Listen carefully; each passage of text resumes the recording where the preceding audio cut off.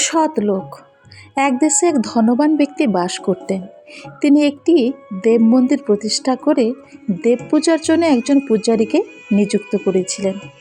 মন্দিরের দৈনন্দিন ব্যয় নির্বাহের জন্যে অনেক জমি জায়গা, চাষের ক্ষেত এবং ফল ফুলের বাগান ইত্যাদি মন্দিরকে দান করে দিয়েছিলেন। তিনি এমন ব্যবস্থা করেছিলেন যাতে মন্দিরে যে কোনো ক্ষুধার্ত ব্যক্তি, দিন দুঃখী অথবা সাধুসন্ত আসুক না কেন, কিছুদিন ওখানে থাকতে পারবে এবং দেবতার প্রসাদ পাবে।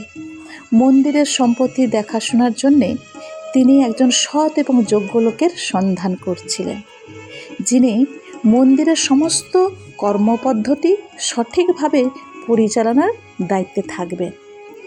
এই খবর জেনে বহু লোক ওই ধনী ব্যক্তির কাছে আসতে লাগলো, যাতে ওই পদে নিযুক্ত হওয়া যায়।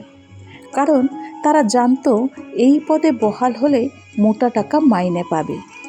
কিন্তু ধনী ব্যক্তিটি তাদের প্রত্যেকেই ফিরিয়ে দিচ্ছিলেন। তিনি সকলকে বলছিলেন, আমার একজন প্রকৃত ভালো লোক দরকার, আমি নিজেই তাকে পরীক্ষা করে নেব। লোকেরা তাকে মনে মনে গালাগালি দিয়ে চলে যেত। অনেকে তাকে মূর্খ, এমনকি পাগল বলেও মনে করছিল। কিন্তু তিনি ওসব কথায় কান দিচ্ছিলেন না। দেবতার মূর্তি দর্শনের জন্য মন্দিরের দরজা খোলার সময় অসংখ্য দর্শনার্থী বিগ্রহ দর্শনের জন্য আসত। তখন ওই ধনী ব্যক্তি নিজের অট্টালিকার ছাদে দাঁড়িয়ে মন্দিরগামী প্রত্যেকটি দর্শনার্থীকে নীরবে নিরীক্ষণ করতেন। একদিন একজন লোক মন্দিরে দেবমূর্তি দর্শন করতে এলো। তার পরনে ছেঁড়া ময়লা কাপড়। সে লেখাপড়াও বিশেষ কিছু জানত না। ঠাকুর প্রণাম করে চলে যাবার সময় ভদ্রলোক তাকে নিজের কাছে ডেকে পাঠালেন। বললেন, আপনি এই মন্দিরের দেখাশোনার দায়িত্ব নেবেন? লোকটি খুব আশ্চর্য হয়ে বললে, সে কি, আমি তো অল্প শিক্ষিত, আমি এত বড় মন্দিরে কাজকর্ম পরিচালনা কি করে করব? ধনী ভদ্রলোক বললেন, আমার বেশি লেখাপড়া জানা লোকের দরকার নেই, আমি একজন সৎ এবং পরোপকারী লোককে মন্দিরের দায়িত্ব দিতে চাই। লোকটি উত্তর দিল, এত লোক থাকতে আপনি আমাকেই কেন ভালো লোক বিবেচনা করলেন? ধনী ভদ্রলোক বললেন, আমি জানি আপনি একজন ভালো মানুষ। মন্দিরে যাবার পথের মাঝে একটা ইটের টুকরো মাটিতে পোঁতা ছিল, আর তার একটা কোনা মাটির উপরে বেরিয়েছিল।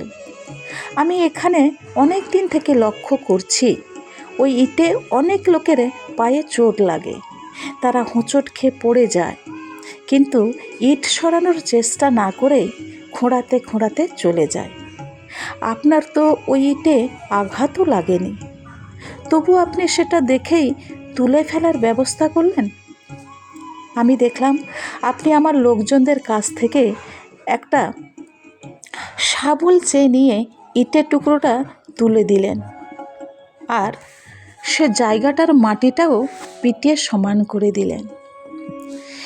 লোকটি বললে, রাস্তায় পড়ে থাকা কাঁটা, পাথর, কাঁকড় আর হোঁচট খাওয়ার মতো ইট পাথরের টুকরো সরিয়ে দেওয়া তো প্রতিটি মানুষের অবশ্য কর্তব্য, আমি তো সেটুকুই করেছি মাত্র।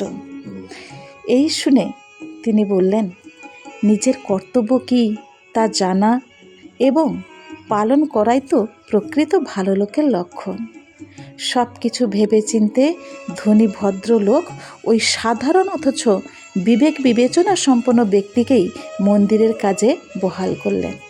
এই কাজ যে কতটা সঠিক হয়েছিল তা পরবর্তীকালে মন্দিরের শ্রীবৃদ্ধি এবং সুব্যবস্থাই প্রমাণ করে দিয়েছিল। তাই যোগ্যতা সম্পন্ন ব্যক্তির কাজের অভাব হয় না, কাজের অপেক্ষা তিনি করেন না, কাজই তার অপেক্ষা করে। হরে কৃষ্ণ। গল্পটি ভালো লেগে থাকলে লাইক এবং শেয়ার অত্যন্তই কাম্য। হরে কৃষ্ণ।